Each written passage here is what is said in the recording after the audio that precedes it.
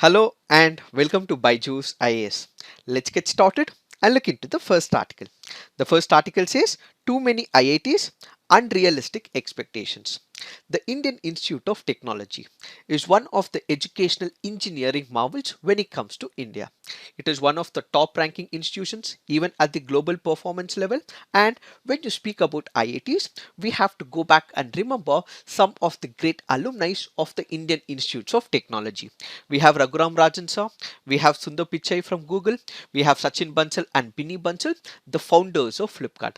They have contributed immensely when it comes to the global sector and also from the Indian sector as well.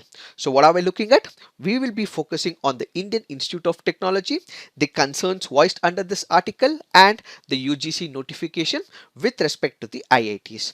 First up, let's look into some of the statistics. The original 5 IITs were established in the 1950s and the early 1960s. 4 had a foreign collaborator. IIT Bombay had collaboration with the Soviet Union. IIT Madras had collaboration with Germany.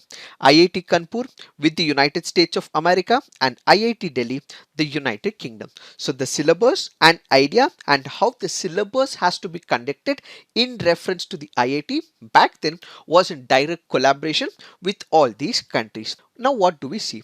When you go back to the 1950s and 60s, we had minimal number of IITs. The entire focus was on the education sector, was to evolve these engineering marvels, but of late what we have is more number of IITs, that is nearly 23. So the article here focuses on some of the concerns with respect to increasing number of IITs. So what are these concerns? For the past 1 decade or so, we have more number of IITs, which means they have expanded beyond its capacity and they are not able to maintain the standards. How? Let us try and understand. When it comes to IITs, what we have is number of people who take up this particular examination and the number who clear this examination are comparatively less. So the competition is cutthroat when it comes to the IIT examination. So the ones who clear this examination and who enter the fold of IITs are assumed to be one of the brightest minds in India. So the people who actually teach them are the faculty and the professors.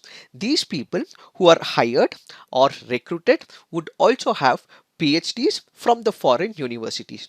The faculties who are recruited will be masters in their own designated positions and they are the ones who interact with the students. So when you look into the earlier IITs, the faculty members were rich with knowledge, they had rich designations, they had Western educations and they were able to interact directly with the students and change and evolve the whole educational processes when it comes to the technology in the Indian Institute of Technology. But what do we witness right now? Currently, when it comes to the faculties, the number of faculties in these IITs are comparatively reducing, which means to say that there was high quality faculty when it comes to the traditional IITs, but the number, the richness, and people who are equipped to teach the modern IIT students are comparatively less, says the article. So, what is the article saying? That the government has expanded the number of IITs. What we require is more number of professors, more number of faculty, and what we require is rich experience so that they would be able to interact and teach the best minds of the country. But the problem right now is there might be an expectation of 1000 or nearly 500 professors, but we are not able to recruit the best minds to teach the best minds in the IITs. And as a result, what we actually witness is a drop when it comes to the quality, says the author.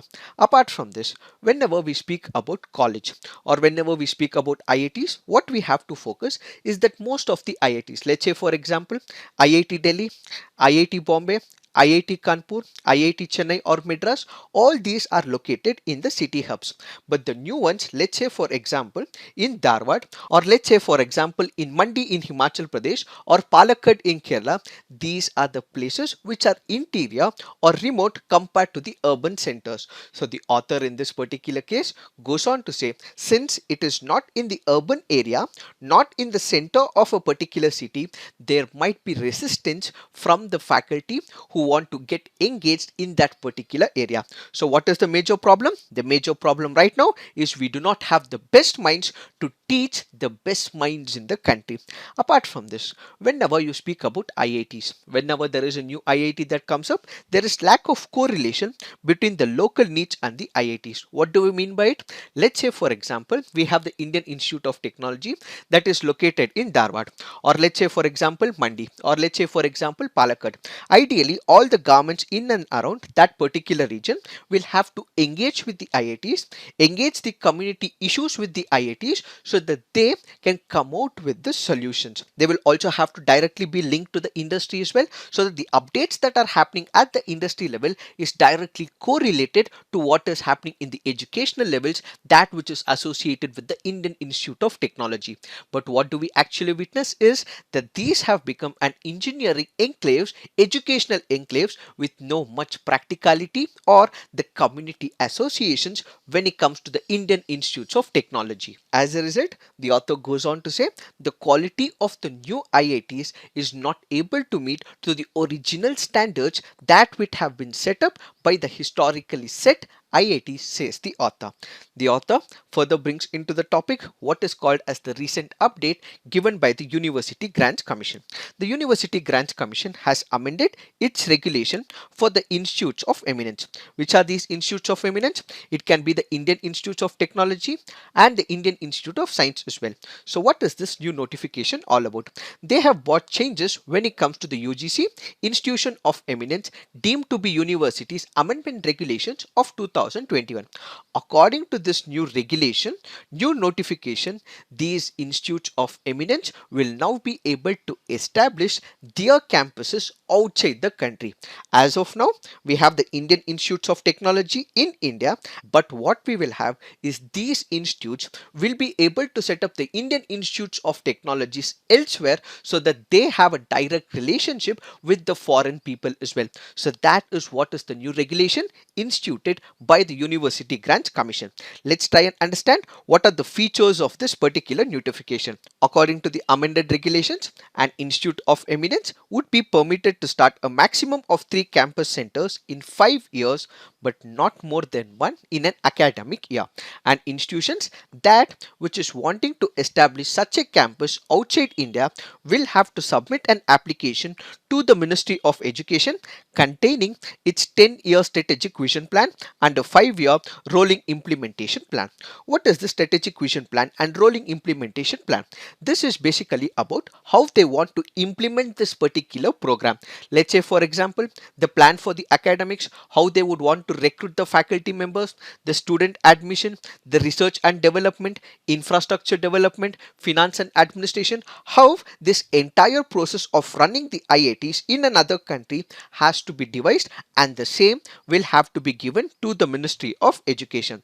According to the rules that have been laid, the institutions will also have to follow the norms and standards that which have been followed at the off-campus centers. Let's say, for example, if IIT Delhi is opening one of the institutes elsewhere, the same standards will have to be met up in another country as well.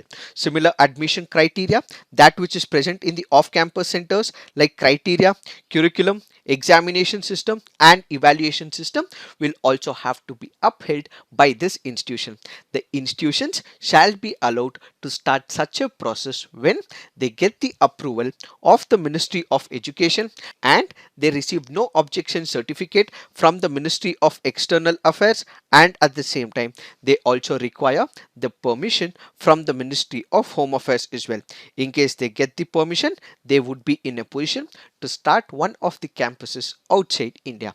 But the author in this particular backdrop goes on to say that the decision of the University Grants Commission to permit select IITs under the Institution of Eminence category to set up campus abroad will further weaken all those that have been existing in India.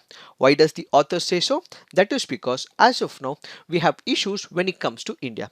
There are IITs, the faculty members are not present. There are IITs which do not have well advanced faculty members. They do not have advanced funding. They do not have the required infrastructure. There are students who are coming up, but these students are not able to meet the standards which have been laid by IITs in the historical past. So what we require is we have to boost the IITs that which are presently in India.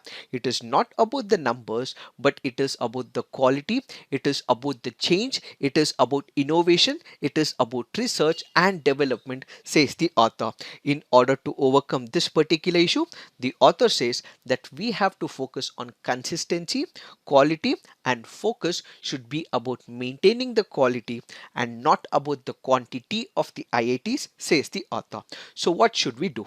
What should be done in the near future? So, basically, the author goes on to say that we have some of the fundamental IITs, which means to say that which have been established, like the IIT Delhi, IIT Madras. So, we will categorize that there are 10 to 12 IITs which have the past, which has given out some great alumni, which have the best faculties. So, only these will have to be the IITs of recognition. So, the 10 to 12 IITs will have to be located. Those which are located near the major cities, that should be recognized as the IITs for all the practical purposes in India. But the rest, the new ones that are formed, the new ones that are established, can be renamed and should be provided with sufficient resources. So all the resources that are provided to the IITs, similar ones should also be provided to the new IITs, but they should not be having the tag of the IITs. Why? The IITs should be some of the cream when it comes to the educational technical marvels, but this should not be associated with every other college and the numbers, says the author. So he goes on to say some of the newly established IITs can be renamed and we should be providing them all the funds that is required so that they meet the world class levels, and the faculty members should also be provided. But the ones which were already established, the ones which had all the fundamentals that were right and they were able to give the best alumni, they should be allowed to retain the same way, says the author. In fact, we require more robust policies so that we actually attract the international students rather than opening the IITs in another country, says the author. So what is that we have to understand here? So give the college the flexibility so that they can make their own set of rules and regulations, give them the autonomy so that they devise their own set of plans, and ultimately they should be in a position to attract the foreign students. So as much as we have universities in United States of America like Massachusetts or Harvard or any other institute, they are able to attract Indian students, Chinese students, and every other country students to United States of America. A similar magnetic attraction will have to be pulled so that the IITs are given this leverage, the policy making, so that they can attract the international students, says the author. So going forward, all the funding that is required from the government side will have to be provided to the IITs, and at the same time they should resist the temptation of giving the tag of establishing the IITs in another region has to be stopped, says the author in this particular backdrop. It is this that we have to understand in reference to this article. Now let's look into the next article. This article here is speaking about defamation and sexual harassment and the judgment delivered by the Delhi court in reference to Priya Ramani. We have discussed about this particular issue in reference to defamation. We have also discussed about the sexual harassment as well. We will now understand why this particular judgment has been celebrated in media and what is that we have to extract in general. First up, the author brings into light some of the important cases that which has happened in India. The author takes into picture what is called as the Mathura rape case. Mathura was a young tribal girl. She was allegedly raped by two policemen in one of the police stations. So this was a custodial rape where in Gadchiroli district of Maharashtra. Since this was a rape, it goes to the Sessions Court. The Sessions Court looks into this particular issue and calls Mathura as habituated to sexual intercourse. Her consent was voluntary and the circumstances mean that the sexual intercourse could be proved, but this is not rape, says the Sessions Court. So what do we actually see here? That this was a case where the court assumed that it was not rape but sexual intercourse because Mathura happened to be habituated to sexual intercourse. So the consent in this particular case was not taken into picture by the Sessions Court. Then it goes to the Nagpur bench of the Bombay High Court. What does the Nagpur bench of the Bombay High Court say? It set aside the judgment of the Sessions Court and sentenced the accused to 1 to 5 years of imprisonment. But then this particular case again goes to the Supreme Court of India. The Supreme Court held that Mathura had raised no alarm, she did not create any issue, and as a result, there was no visible marks of injury on her body, which means to say that there was no struggle, and as a result, therefore, there was no rape, says the Supreme Court of India. The next important case is about Rupan Deol Bajaj case. Rupan Deol Bajaj was an IAS officer in the Punjab cadre. She was groped at an official party by KPS Gill, who happened to be an IPS officer. When Bajaj complained about him to all her superiors, they ignored her. She decided to take this matter to the court. This is when KPS Gill, who was at that particular time the Director General of Police Punjab, was held guilty of charges of molestation. The High Court of Punjab and Haryana upheld Gill's conviction under Section 354 of the Indian Penal Code, which is meant about outraging the modesty of the women, and Section 509 of the Indian Penal Code, which speaks about word, gesture, or act intended to insult a woman, for his action against IAS officer Rupan Deol Bajaj. But then this particular case ultimately goes to the Supreme Court of India, and once it goes to the Supreme Court of India, he was released on probation and he suffered no imprisonment. So the second case that we are looking at is once again the so-called accused was released by the Supreme Court on probation and the IPS officer suffered no imprisonment. The third case that we have to look is in reference to Tarun Tejpal's case. What is this all about? We have one of the noted journalists, publisher, novelist, and former editor-in-chief of Tehelka magazine. He is on trial for digital rape in the year 2013, but this particular conviction is yet to be notified and the trial process is still on and is not convicted. From all these three cases, what do we actually witness? That we are living in a society of patriarchy. In fact, the courts, which are the last resorts, were not able to deliver justice to the victims, and the accused are out because of some of the issues that we have been seeing in the judiciary. As a shift away from this particular pattern, what we have is this judgment given by the Delhi court, which is totally in contradiction to what is actually happening in India, says the author. So the author in this particular case says, had this judgment not been delivered by the Delhi court, this would have resulted in disastrous consequences for the many courageous women. What this particular judgment does, it gives more windows and opportunities for number of women who would now be able to come out, showcase their concerns, put out their grievances, and they can also say that they are not alone. There are other women who are facing similar issues. So the women who suffer in silence in the face of harassment because of number of issues, because there are men in power, because there are issues surfacing out of it, because they are the only breadwinners of the family, because they have to sustain and keep up their particular life, they now can come out in the public forum and they can say what has happened in their personal lives. Some of them have been ridiculed as well, some of them have been shamed as well, and they also require the financial necessity, and they have continued to live in the sexual harassment jobs as well.